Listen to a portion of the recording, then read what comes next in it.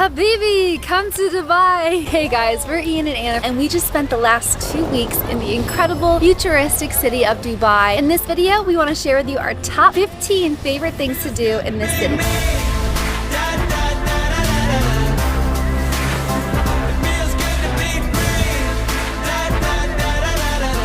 Let's start off with number 15, Miracle Garden. This 3-time Guinness World Record breaker is filled with 150 million flowers and is the perfect place for not only flower lovers, but also children. You'll notice just how family-friendly it is when you initially walk in and are greeted by 2 immaculate shrub stallions that serve as a gate to the rest of the majestic garden. There's endless fun things to see, including a Smurf village, a flower princess floating above her castle, and the world's biggest floral installation, which is that life-size replica of the Emirates airplane. As I'm sure you know, Dubai gets pretty hot, so we recommend coming as soon as it opens at 9 a.m. You only need to spend 1 to 2 hours to see everything you want, and if you have some extra time, you can head over to the world's largest butterfly garden that holds 15,000 butterflies. Coming up is number 14, Dubai Mall. The Dubai Mall is the largest mall in the world and is roughly the size of 200 football fields. It has more than 1,200 stores with every brand you could possibly think of and around 200 restaurants. You could definitely fill up an entire day here, especially because it's connected to the Burj Khalifa, and right outside its doors is the famous water show. Other mind-blowing things you could find here is an Olympic-sized ice skating rink, the world's largest indoor aquarium, and even a 150-million-year-old dinosaur which was discovered in Wyoming. If you're not a fan of crowds, avoid this area at all costs because it gets around 75 million visitors a year and can feel quite claustrophobic.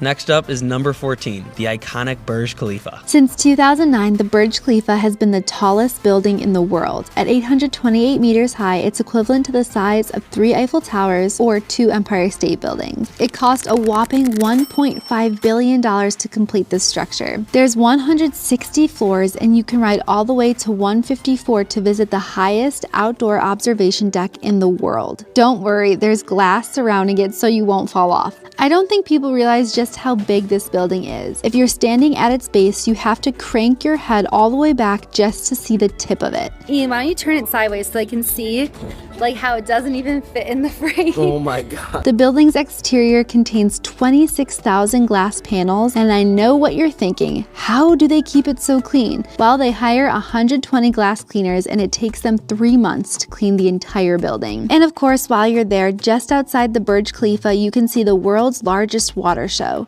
The Dubai Fountain was designed by a California-based company also responsible for the creation of the Bellagio fountains in Las Vegas. It was so cool taking in the water show from above on the observation deck and then seeing it again from the ground floor. The fountains dance every 30 minutes starting at 6 p.m. The Burj lights up in the background and is truly a sight to see. Apparently, this spot is also very cool at New Year's when there are fireworks shooting from the building combined with a truly sensational water show. Next, we have number 12, Museum of the Future. This has to be one of the coolest buildings we've ever seen, and it makes sense because its nickname is the most beautiful building on Earth. The symbolism behind it, though, makes it even more impressive. The building's circular form represents humanity, the green mound it sits on represents the Earth, and the void in the middle represents our unknown future. Wrapping the outside of the windows are 3 quotes from Sheikh Mohammed, who is the Prime Minister of the UAE and the ruler of Dubai. And these quotes in Arabic are his thoughts and vision for the city's future. The Museum of the Future officially opened to the public in 2022, so it's brand new, and that's why we couldn't even get a ticket to enter. We highly recommend you book online before arriving, so we'll make sure to put a link in the description below.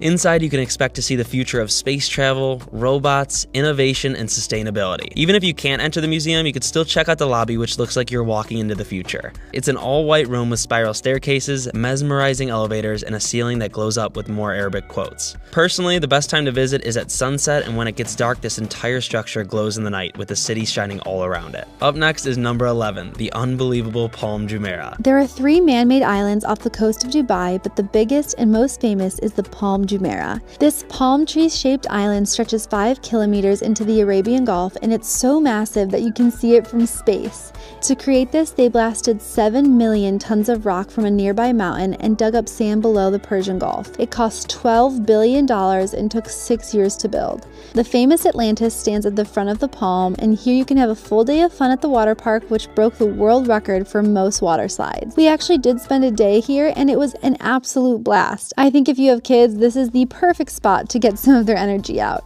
Definitely visit the Tower of Neptune first to go on the Leap of Faith, Atlantis' most famous water slide. If you're an adrenaline junkie and want to go skydiving, I don't know of many other places that you can skydive with a view like this one. This is actually the only way to see the palm from above other than taking a helicopter ride. Let us know in the comments below if you've gone skydiving in Dubai, because we would love to hear your opinion. Let's move on to number 10, rooftop bars and pools. Dubai is all about that go big or go home mentality, and they definitely didn't skimp out on rooftop pools and bars. Of course, Dubai holds 2 more records. First, it has the world's highest infinity pool, and second, it has the world's highest 360-degree infinity pool called Aura Sky Pool. The one we really wanted to visit was the Aura Sky Pool, but of course it was booked out for 2 weeks when we were there, so please make sure to book reservations far in advance. If you like to drink alcohol with city views, we have heard great things about Level 43 Sky Lounge, which is located on the roof of the Sheraton Hotel. This Sky Lounge overlooks Sheikh Zayed Highway, which is this famous road that connects all 7 Emirates in the UAE. It has an astounding 14 lanes, and during your time in Dubai, you will definitely spot supercars flying down this highway. Now on to number 9, the Dubai Frame. To be completely honest with you guys, at first I thought the concept of a gold-plated giant picture frame in the middle of the city was a little odd. I kinda didn't want to go, but then I found out what it symbolized. The Dubai Frame represents a connection between both the past and the present in this rapidly changing city. When you're at the top of the building, on one side you'll see old Dubai where everything began, and on your other side you're going to be seeing the most futuristic city in the world that has just been built in the last 40 years' time. When you walk outside that elevator, the floors are actually sensored, so when you step on them, they turn clear and you can see all the way to the ground below you. Even gave us a pretty good adrenaline rush stepping on those floors. Coming up, we have number 8, dune buggying. A trip to Dubai is not complete without visiting the sand dunes surrounding the city. We went on a safari tour that we'll talk about later in the video, but right now is all about dune buggying. We ended up choosing the cheapest 1-hour tour that we could find, which was $156 total for 2 people. That means each driver will get around 30 minutes behind the wheel, which was more than enough time for us. For our tour, we decided to get up bright and early one morning at 7 a.m. and head 1 hour to the sand dunes, which was the best decision. Not only is it less hot, but we had the entire tour to ourselves because no one wanted to get up that early. Just so you know, in Dubai, it's a law that you need a tour guide to lead you around the sand dunes, and at first I was super disappointed, especially because it started out really slow. Basically, at the beginning, the guide wants to feel out your driving skills, and once you are more confident, he definitely lets you go much faster. Just in case the tour companies run out of helmets with face masks, make sure to bring sunglasses so the sand doesn't spray in your face the whole time. Whizzing up and down the sand dunes was not only thrilling, but hilarious, because as the passenger, you never really know what your partner's gonna do. There are endless kinds of tour companies for everyone's budget, and with different high-speed dune buggies. I'll make sure to link a couple below for you guys. Next up is number 7, Hell's Kitchen. Now, if you haven't seen the short we posted on this, you should go watch it ASAP. You'll really understand my love for all things Gordon Ramsay. If you don't know what Hell's Kitchen is, it's a restaurant inspired from Gordon Ramsay's famous TV show, Hell's Kitchen. We've had the pleasure of eating at HK at Caesar's Palace in Vegas, and it was so good. Any chance we get to eat at it again, we take the opportunity. Oddly enough, this is his only Hell's Kitchen restaurant outside of the US. Everything is designed just like the TV show, where there's a red and blue team and they cook right in front of you. Our highly recommended dishes to you would be the burrata salad, followed by Gordon's famous beef Wellington, which is so freaking delicious, you have to get it. Just touch it. It's so raw, it's mooing.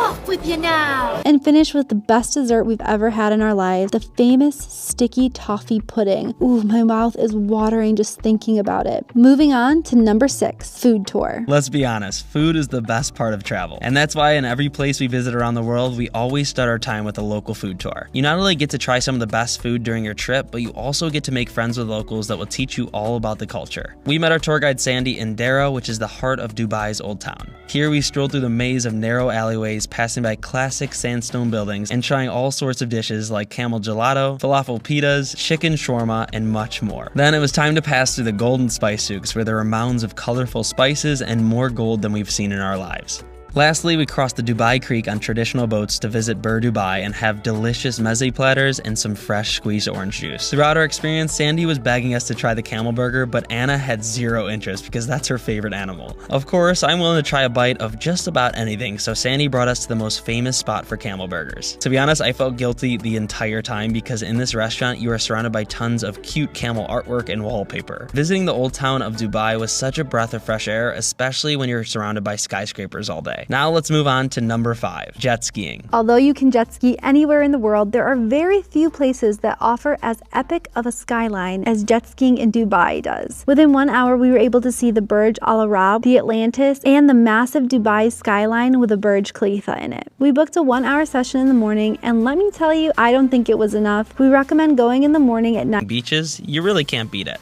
Now, when visiting Dubai, you'll probably stay in one of 2 locations, either in the city center close to the Burj Khalifa or 25 minutes down the road near Dubai Marina. During our 2 weeks in Dubai, we split up our time and stayed 7 days downtown and 7 days in the Dubai Marina. And honestly, if we can go back, I would have spent more time near the marina. There's just nothing like having a $100 Airbnb a 5-minute walk from the beach. There are plenty of beaches lining up the coast, but we visited the most popular called JBR Beach right near the marina. Even though it was super crowded, it was the best spot to take in the sunset, watch yachts roll by, and even see the largest Ferris wheel in the world, which was inspired by the London Eye.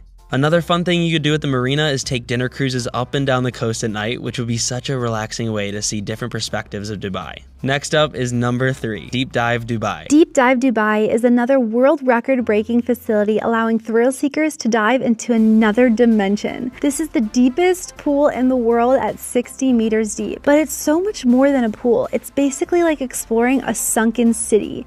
It seems like there are so many rooms and crevices filled with unique things to do. There's even a game room where you can play foosball or chess. That is like all my favorite things combined in one place. Deep Dive Dubai is the one thing I really wanted to do. Unfortunately, it's a bit expensive and it was all booked up while we were there. All the more reason to visit again though. Next up, number 2, Abu Dhabi. Even though this one isn't located in Dubai, an Abu Dhabi day trip is a must-do. Abu Dhabi is the largest emirate and also the capital city of the UAE. If Dubai is the financial and tourism hub, then Abu Dhabi is the oil capital. And that's because 96% of the country's oil is found in this one emirate. Right now, to visit Abu Dhabi, you need a COVID test, but most tour companies will help you set one up at your hotel beforehand. After driving an hour and a half from Dubai to Abu Dhabi, you can first stop at the Louvre Museum. If you haven't noticed, Dubai likes to copycat a lot of famous landmarks around the world, and they went over the top for the Louvre. Just for the name itself, the UAE paid France $500 million for a 30-year contract. Although this museum has a bunch of cool art, it's nothing compared to the galleries in Paris. But the real thing to be excited about here is this spectacular architecture. This massive floating dome on top of an all-white building contrasts perfectly with the surrounding blue water.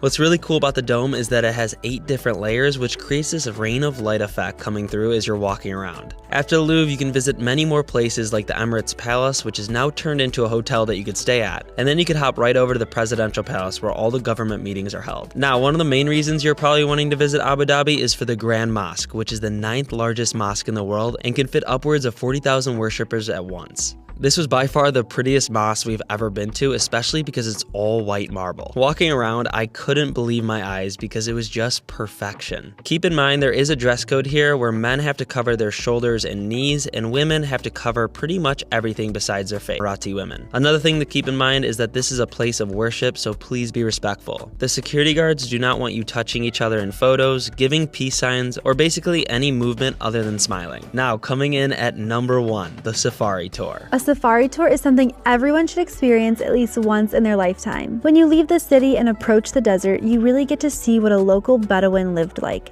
Bedouins are nomadic Arab tribes who have historically inhabited the desert regions, although there aren't many native Bedouins left in the setting. Along the ride, we spotted wild gazelles and even the incredible Arabian oryx. The Arabian oryx were so cool, I can't even describe it. These are the official animal of the UAE, and their extremely long straight horns will truly blow you away. When you're done adventuring, you'll head back to camp for a delicious feast including all of the best Middle Eastern foods like hummus, tabbouleh, fattoush, lamb, and finally you'll end the night with some traditional dancing and